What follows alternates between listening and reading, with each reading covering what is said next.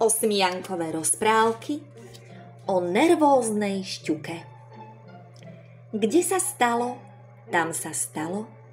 Odrazu to zažblnkalo a potom to zapískalo. Nakoniec sa vypchať dalo. Rozumiete tomu? Asi nie, pretože určite nepoznáte rozprávku o nervóznej šťuke. Ja vám ju teda porozprávam.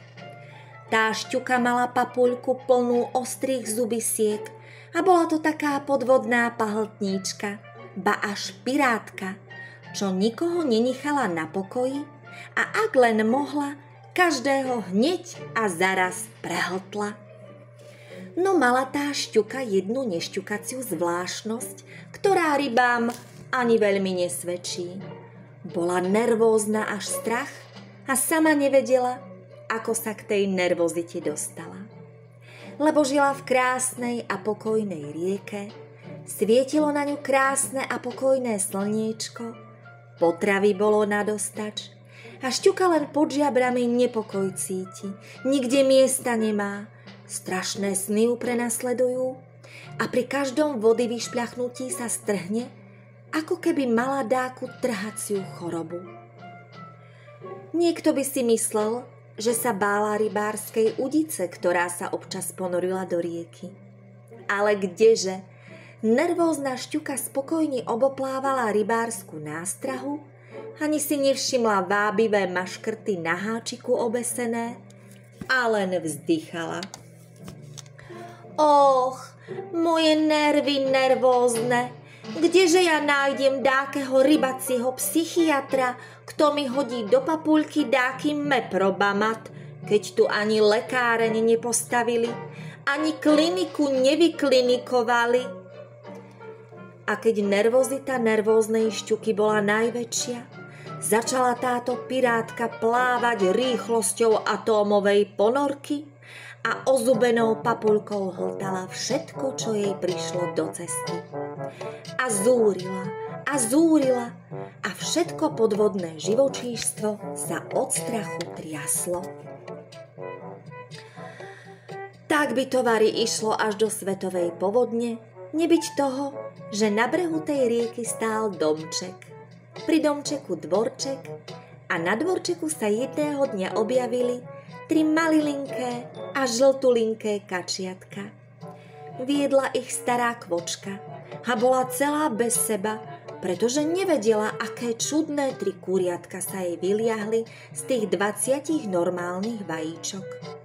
17 kuriatok totiž pekne počúvalo, veselo pískalo a tuto tieto 3 s ťapatými zobáčikmi majú aj hlavy inakšie, aj sa stále k vode ťahajú a kvočku nepočúvajú a len sa vadia akousi cudzou rečou, ktorej kvočka nijako nevie porozumieť.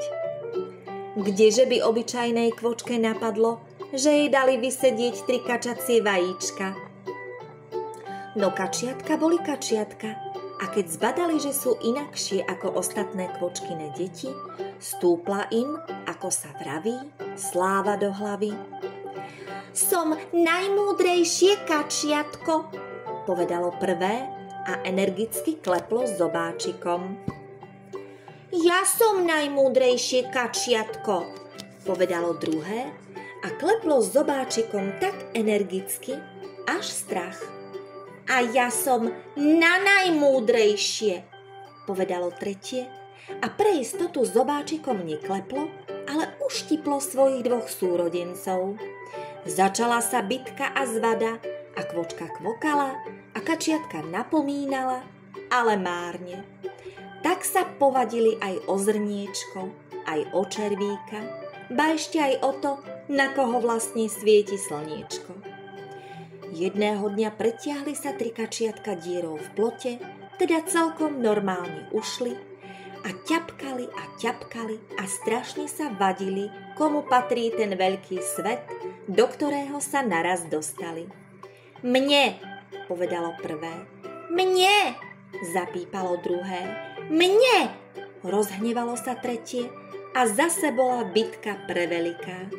Keď sa dovadili, ťapkali ďalej, až doťapkali k veľkej rieke. To je moje more, povedalo prvé kačiatko. Moje, zajačalo druhé. Moje, zaškriekalo tretie a zase bola bitka náramná, s kvikotom premiesená. V tej chvíli sa z riečnych vln vystrčila obrovská ozubená papuľka, klepla zubiskami a šťuka, lebo ona to bola, zavrzgala chorobným hlasom. Moje nervy, kto mi to tu lezie na nervy? Ja, vykríklo prvé kačiatko.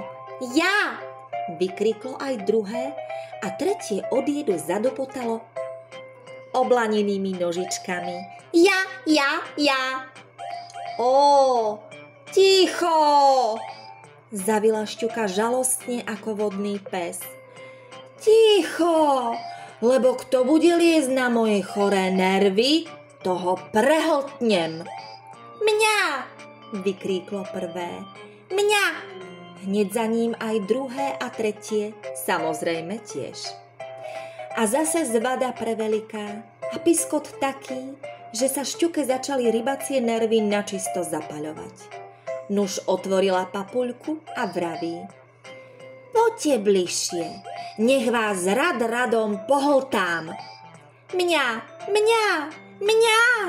ozvalo sa a tri kačiatka hnali sa o zlom krky na vodu a hup, jedno za druhým poskákali do ozubenej rybacej papuľky. Ja som v rybe, heč, povedalo prvé, keď sa potom prehltnutí trocha spamätalo. Ty nie si v rybe, ja som v rybe, povedalo druhé a spokojne sa usalošilo v južnom konci šťuky. Vy nie ste nikde, ale ja som v naozajstnej rybe, zapišťalo tretie a od zlosti ďoblo do tých dvoch. A zvada prenáramná a piskot nevídaný a bitka preukrutná vznikla v šťukyných vnútorných priestoroch. Ticho! Zaškrípala šťuka zubiskami. Ticho! Šetrite mi nervy! Moje nervy! Ale kačiatka nepočúvali. Vadili sa a vadili. A šťuka celá zdivená od veľkej nervozity plávala hore dolu riekou a všetci sa pred ňou schovávali. Potom kačiatka na chvíľu zmlkli, keď tu prvé dostalo znova myšlienku a vraví. Ja som zožraté, heč! Zapískalo druhé, aj tretie, a zase zvada, a zase bitka, a do toho len pod chvíľou zaškriekalo. Ty nie si zožraté, heč, ja som zožraté, heč! A šťuka si dáva na hlavu mokrý lopúchový obklad a prosí. Kačičky, dušičky, vylezte von. Prepustím vás na slobodu, len sa nevaďte, nervy mi nekinožte, veď som ja stará, nervózna osoba, majte zľutovanie.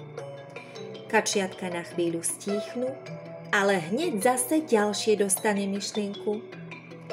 A mňa vezie rybacia paroloď, heč! A druhé. Nič ťa nevezie, mňa vezie. A tretie. Mňa.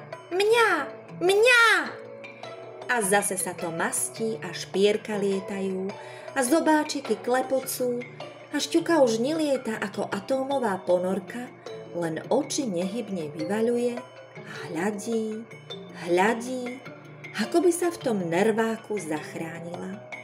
V tom zazrie vo vlnách udicu. Udica, šepne šťuka z posledných síl. Lepší tichý rybár ako 3 rozvadené kačiatka. A milá šťuka dobrovoľne sa na udicu chytila, pretože už nevydržala s nervami.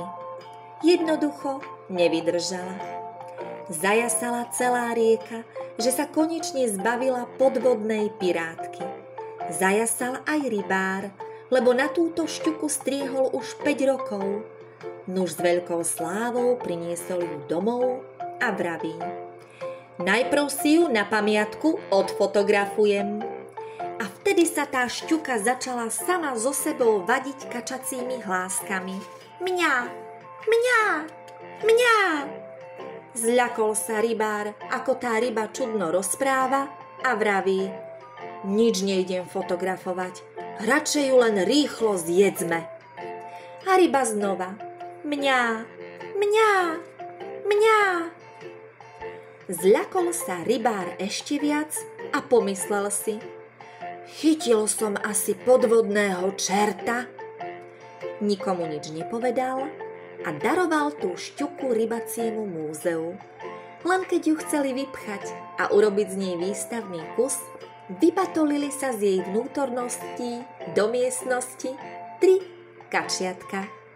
A jedno cez druhé kričalo: mňa vypchajte, mňa vypchajte, mňa vypchajte.